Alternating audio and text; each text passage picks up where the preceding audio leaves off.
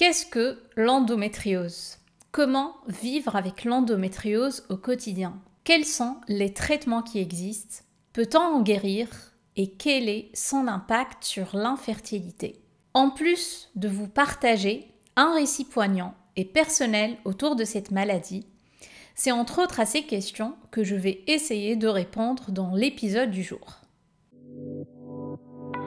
Bonjour et bienvenue dans Désaligné, le podcast qui t'invite à plonger dans des récits doux et intenses à la fois. Je suis Rim, entrepreneur enthousiaste et je suis ta guide dans cette aventure. Il suffit parfois d'écouter une histoire pour que quelque chose en nous se mette à briller. C'est ce que je souhaite à travers chaque épisode de ce podcast. En 2018, la maladie est entrée dans ma vie, m'entraînant dans une introspection profonde pour essayer de comprendre et de m'en sortir. J'ai mis 5 ans pour me libérer de mes freins, guérir de mes douleurs physiques et mentales et reprendre enfin ma place. Désaligné, c'est l'exploration de sujets liés à la santé holistique à travers les expérimentations, les défis et les thérapies qui ont jalonné mon parcours. Mon but, montrer comment transformer ces expériences en une source de force incroyable. Si tu veux sourire, peut-être verser une larme ou deux et surtout réfléchir, tu es au bon endroit. Bonjour à tous, je suis très contente de vous retrouver pour ce nouvel épisode que je considère d'ailleurs parmi les plus importants de ce podcast, parce que le sujet principal constitue l'élément déclencheur de mon introspection démarrée il y a plus de 5 ans. C'est avec une grande émotion que je vais tout vous raconter. Et j'espère que cette dernière ne prendra pas le dessus à certains passages. Déjà là, ça commence déjà mal. L'endométriose est une maladie dont on parle de plus en plus dans les médias, notamment en disant qu'elle touche une femme sur 10 en France, soit entre 1,5 et 2,5 millions de femmes en âge de procréer. Mais au-delà de ce chiffre, beaucoup de flou subsiste, beaucoup d'idées reçues et la reconnaissance de la maladie est faible par rapport à l'impact qu'elle peut avoir sur la vie d'une femme qui en est atteinte, sur la vie d'un couple ou d'une famille. En mai 2018, j'ai retrouvé dans mon tiroir de bureau une ordonnance pour effectuer une IRM pelvienne pour suspicion d'endométriose. Il faut savoir que l'IRM est l'examen préconisé pour diagnostiquer cette maladie. Mon gynécologue me l'avait prescrit 1 an plus tôt, mais j'avais tellement peur du diagnostic que j'ai décidé de ne pas prendre le rendez-vous. La veille, il y avait une actrice, Laetitia Milo, qui est atteinte de la maladie, était passée à la télé pour partager le récit de son combat et pour dire qu'elle a réussi à avoir un enfant malgré la maladie. Et une de mes cousines m'avait partagé le replay en me disant que les symptômes qu'elle décrivait étaient identiques aux miens. Ce qu'il faut savoir, c'est que depuis mon adolescence, je souffre de terribles crises de douleur avant et pendant mes règles. Selon les mois, elles peuvent s'accompagner de nausées, de vertiges, d'épisodes de sueur et de frissons en même temps, et j'ai l'impression à chaque fois que je vais mourir de douleur. Comme toutes les femmes qui ont des douleurs de règles, j'ai pris l'habitude de vivre en fonction de mon cycle. Et tout était programmé pour que pendant quelques jours par mois, je sois chez moi pour pouvoir gérer les crises facilement. Et quand j'en sors, c'est la délivrance et j'ai l'impression de revivre, mais au bout de quelques jours, je me mets dans un état de préparation psychologique pour préparer le prochain cycle qui arrivait 2 semaines après et rebelote, crise, douleur, délivrance et ainsi de suite. J'ai consulté pas mal de gynécologues depuis mon adolescence, fait des bilans, des échographies qui ont démontré un syndrome d'ovaire polykystique, qui est une maladie assez fréquente chez les femmes qui se traduit par la présence de kystes plus ou moins grands dans l'ovaire et qui entraîne entre autres des dérèglements hormonaux. Mais ça n'expliquait pas l'intensité de mes douleurs. Et tombé par hasard sur cette ordonnance le lendemain de cette discussion avec ma cousine était le signe que je devais vraiment faire cette IRM et voir si je pouvais donner enfin un nom à mes souffrances. Le 12 juin 2018, me voilà donc dans cette grosse machine d'IRM avec une peur au ventre indescriptible. À l'intérieur de moi, j'étais sûre du résultat, mais j'étais comme dans un déni en train de repousser l'échéance. J'étais aussi vraiment loin d'imaginer comment ça allait impacter ma vie dans les mois et années qui allait suivre. Donc 30 minutes plus tard, la radiologue m'appelle et m'explique que j'ai une endométriose profonde. Elle enchaîne rapidement. Elle me parle d'un stade 4, d'une atteinte digestive, d'un fort risque d'infertilité et surtout de l'urgence de voir mon gynéco. À chaque fois que je repense à ce moment, j'ai tout en tête. Je sais ce qu'elle portait, je revois sa chemise, je revois sa voix, ses mots. J'ai les larmes qui montent et aujourd'hui, presque 6 ans plus tard, mon émotion ne retombe toujours pas. Ce jour-là, dès les premiers mots prononcés, je n'entendais et ne comprenais rien à ce qu'elle me disait. J'étais inconsolable et mes larmes n'arrêtaient pas de couler, même si je savais déjà que j'étais atteinte d'endométriose. Je me rappelle que je suis sortie de son bureau et que j'ai dû attendre pendant une 30aine de minutes dans la salle d'attente devant son assistante qui tapait le compte rendu de mon IRM en lisant à voix haute et j'entendais les mots terribles qui s'enchaînaient, atteinte digestive et ainsi de suite, kyste ovarien. Je sanglotais face à elle, face aux autres personnes qui attendaient et il m'était impossible d'arrêter de pleurer. Les jours qui ont suivi étaient vraiment très difficiles à vivre. J'étais dans une colère noire, la maladie était méconnue et on pouvait lire tout et n'importe quoi sur Internet. En plus de ça, je découvrais un nouveau monde sur le parcours, sur les examens à faire, les spécialistes et les délais interminables d'attente. Mais j'étais assez contente car j'ai pu avoir un rendez-vous très rapidement avec l'un des spécialistes les plus cotés à Paris. Mon but premier était de comprendre vraiment ce que c'était l'endométriose, quelles étaient les causes et qu'il me donne aussi les premières pistes pour que je sorte de ma colère, de ce flou que je vivais. Pour expliquer les choses d'une manière simple, comme me l'a vraiment expliqué le gynécologue le jour du rendez-vous, en tant que femme, chaque mois, on développe une muqueuse utérine qui s'évacue sous forme de règles. L'endométriose, c'est quand cette muqueuse migre ailleurs que l'utérus, pouvant toucher d'autres organes. C'est ce qui cause, entre autres, les douleurs pelviennes terribles que je ressentais chaque mois depuis mon adolescence. En ce qui me concerne, les lésions d'endométriose couvraient tout mon utérus de l'intérieur, mais ont réussi aussi à toucher une bonne partie de mon système digestif. L'utérus étant placé à proximité des organes digestifs, il fallait vraiment stopper ça rapidement, car ça pouvait continuer à proliférer en touchant d'autres organes plus sensibles et à m'handicaper encore plus au quotidien. Ce que je n'ai pas réussi à accepter à cette époque, et jusqu'à maintenant, c'est l'absence des causes scientifiques de l'endométriose. Jusqu'à ce jour, on parle de causes hormonales, environnementales ou de prédispositions génétiques. Il n'y a que des hypothèses, des suppositions et on ne peut pas s'accrocher à des certitudes. C'est ce qui m'a dirigée depuis 2018 vers d'autres pistes pour trouver d'autres origines via un énorme travail d'investigation avec mes médecins mais aussi thérapeutes. J'ai pu aussi interroger plusieurs femmes atteintes autour de moi mais aussi sur Internet pour leur poser des questions sur leurs habitudes de vie, leur passé et ainsi de suite. Ce qui est une évidence pour moi, c'est que plusieurs raisons touchant à la sphère émotionnelle et à l'aspect psychique peuvent expliquer la présence de la maladie, mais pas que. J'ai pu aussi creuser profondément certains sujets qui étaient alors méconnus pour moi, comme la symbolique des maladies, le décodage biologique, le féminin sacré, et je suis arrivée à des pistes époustouflantes de justesse, surtout que je passais de la théorie à la pratique rapidement. J'ai prévu d'ailleurs d'y dédier un épisode à part entière. En 2018, l'absence de traitement m'a aussi posé problème. Ce qu'il faut savoir, c'est qu'on ne peut pas encore soigner la maladie et la femme qui en est atteinte fait face à deux solutions, selon le stade de la maladie, mais aussi son désir de grossesse.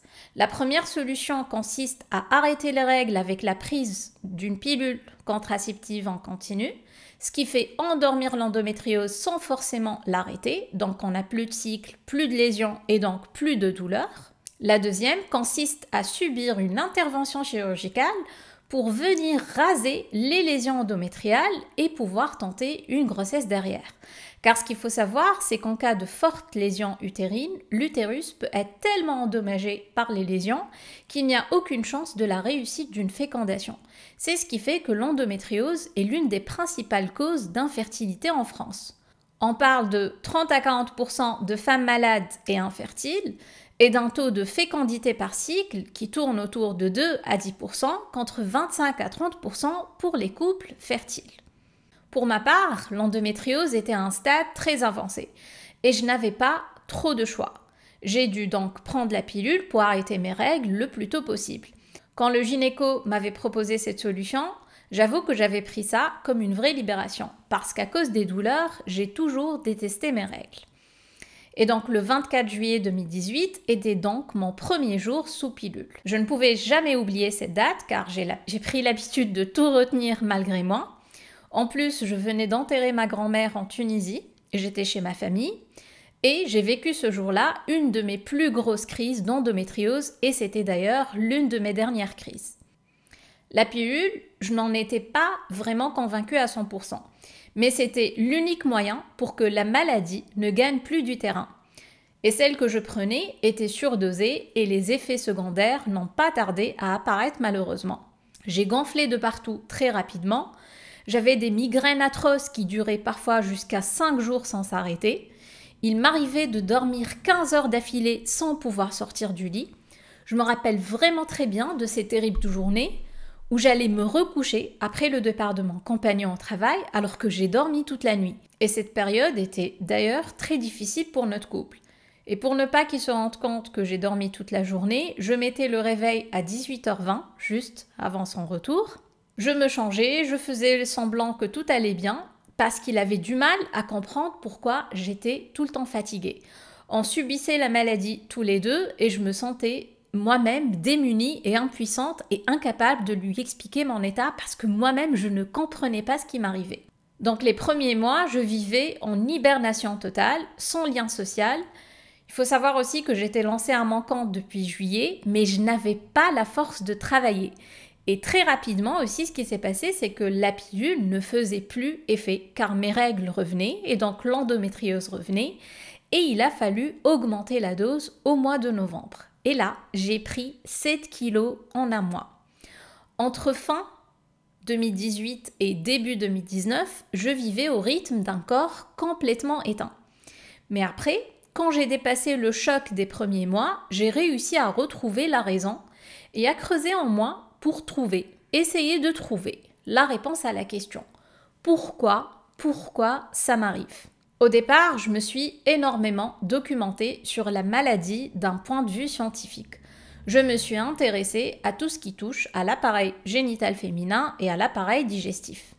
J'ai complètement changé mon alimentation en éliminant tout ce qui était inflammatoire, le gluten, les produits laitiers, les aliments cuits à haute température, le café, le soja, le sucre raffiné et j'en passe. Et je me suis d'ailleurs rendu compte qu'en fait, toute notre alimentation était inflammatoire. Mais j'étais déterminée à mettre toutes les chances de mon côté pour pouvoir m'en sortir sans la pilule. Car ok, la pilule arrêtait la maladie, mais la pilule me tuait à petit feu. Les réponses que je trouvais restaient limitées et il fallait aller au-delà de ce que je pouvais trouver dans des livres, des revues scientifiques ou des blogs. J'ai commencé par la suite à creuser en moi, j'ai arrêté de chercher à l'extérieur et je me suis ouverte à plein de pratiques qui feront l'objet d'un épisode à part entière. Quand j'ai commencé à retrouver un brin de sérénité vers mi-2019, et parce que j'ai pris 22 kilos en un an, j'ai décidé d'arrêter la pilule. J'allais bien pendant quelques cycles où je ne sentais aucune douleur, mais malheureusement pas tous. Et en septembre 2019, mon état de santé s'est fortement dégradé et je n'arrivais plus à aller aux toilettes. Et là, je me disais que l'endométriose était bien là et que l'atteinte digestive, elle empirait de plus en plus. À un certain moment, je voulais même arrêter de manger, mais je savais que c'était pas la solution. Un dimanche, j'étais aux urgences et j'ai vécu l'injustice que vit chaque femme qui dit qu'elle vient pour une crise digestive d'endométriose. Celle de l'attente interminable avant d'être prise en charge. Je suis arrivée à 10h et le médecin m'a appelée à 18h30. J'étais pliée de douleur, aucune position assise ou allongée n'était possible pour qu'il puisse m'examiner et je ne pouvais même plus parler de fatigue et de douleur. Et son verdict était sans appel. Je devais me faire opérer d'urgence car les lésions ont pris plus de place qu'il y a un an.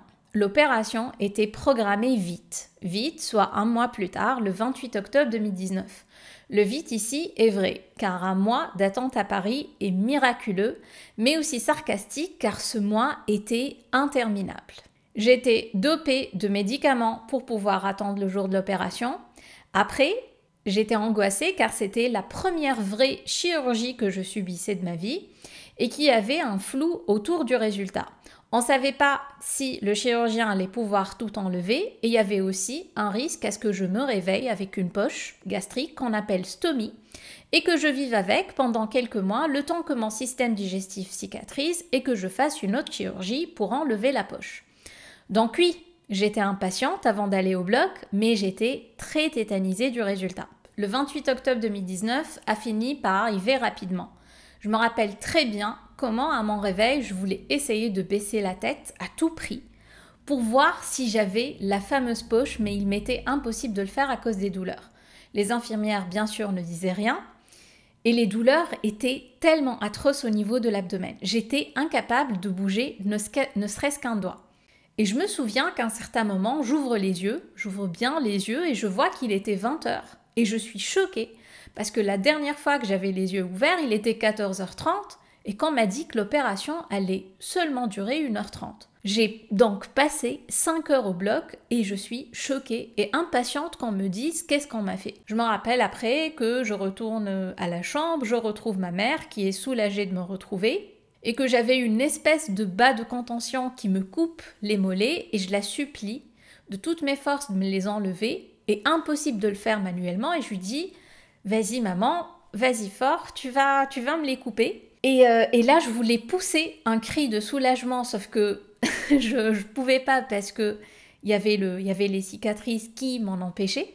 Et d'ailleurs ma mère n'a même pas pu me toucher cette nuit-là tellement j'avais mal partout. Après, accompagnée d'une bonne dose de morphine, j'ai pu dormir comme un bébé. Le lendemain, on m'a réveillée, j'ai pu me lever du lit et c'est là que j'ai réalisé que je n'avais pas de poche gastrique et ça m'a mis dans une joie intense malgré les douleurs. Il fallait ensuite attendre l'arrivée du chirurgien pour qu'il m'annonce qu'il a réussi à tout enlever pour que ma joie soit complète. Et il a fini par arriver à 20h30, soit 24 heures après ma sortie du bloc. Madame Lariani, si je devais décrire vos lésions d'endométriose, je dirais que ça ressemble à une montagne de sang glacé. C'était très dur à casser. Je n'ai jamais vu ça. Donc c'est comme ça qu'il avait commencé notre discussion. Il m'a informé ensuite qu'il n'a malheureusement pas réussi à tout enlever et que même s'il avait fait tout son possible pour aller plus loin et que je finisse avec une poche, il n'aurait jamais pu éradiquer toute l'endométriose que j'avais. Ses paroles étaient tellement brutales et il ne calculait pas du tout ce qu'il me disait. Après, il a enchaîné avec un long discours sur l'infertilité et sur mes faibles chances de tomber enceinte naturellement. Là aussi, il y a des phrases que je ne peux pas oublier, il y a la rudesse de cette phrase surtout.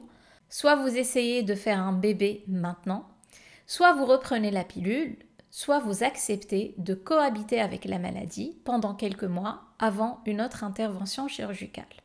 Je n'en revenais pas. Je souffrais le martyre, je venais d'apprendre que la maudite endométriose était toujours là, et monsieur, le gynécologue, me parle de bébé. Il m'avait aussi recommandé de prendre rapidement un rendez-vous chez un spécialiste de la PMA, et c'était comme s'il me disait indirectement, de toutes les manières, vous n'allez jamais tomber enceinte d'une manière naturelle, et il voulait se montrer quelque part bienveillant, en voulant me faire gagner du temps. Et cette discussion était vraiment irréelle, à ce moment-là. À l'intérieur de moi, je me disais que moi, j'arrivais à peine à me lever du lit tous les matins, à porter mon propre corps, et lui, il me parle de bébé. J'ai choisi la dernière option, celle de cohabiter avec la maladie sans pilule. Ce jour-là, bizarrement, alors que j'avais le diagnostic depuis 1 an et demi, j'ai compris que le combat continuait ou qu'il ne fait plutôt que commencer. J'avais démarré mon introspection 1 an auparavant et j'ai réalisé que j'avais encore du chemin à faire pour trouver des réponses. En plus, le sujet de la maternité était pour moi un sujet très sensible depuis que j'ai appris pour la maladie, car être maman est comme un rêve pour moi. Et ce jour-là, on me disait qu'il sera impossible, voire difficile à réaliser. Mais ça ne pouvait pas être ma priorité parce que physiquement, mon corps était à bout. Ce qu'il faut savoir, c'est que j'ai pris presque 30 kilos entre juillet 2018 et décembre 2019. Les désagréments au quotidien étaient de plus en plus pesants pour moi, pour mon couple, pour ma famille. Et moi, à ce moment-là, je n'en pouvais plus de souffrir autant. Ce que je ne savais pas à cette période-là, c'est que malheureusement, l'année 2020 allait être l'année où la souffrance physique allait être décuplée. Et cela va faire que mon cheminement intérieur va prendre une tournure 10 fois plus puissante. Mais je ne vous en dis pas plus. Comme vous l'auriez compris, l'épisode du jour est très personnel et j'avais à cœur de vous partager le récit de l'endométriose entre le diagnostic et l'intervention chirurgicale. Il y a beaucoup de choses à dire encore sur la maladie, notamment le travail thérapeutique que j'ai fait et les outils que j'ai expérimentés pour cohabiter au mieux avec elle au quotidien. J'ai très hâte de vous en faire part dans des épisodes dédiés. Comme toujours, si l'épisode du jour vous a touché, n'hésitez pas à m'en faire part sur les réseaux sociaux, ça me fera trop plaisir.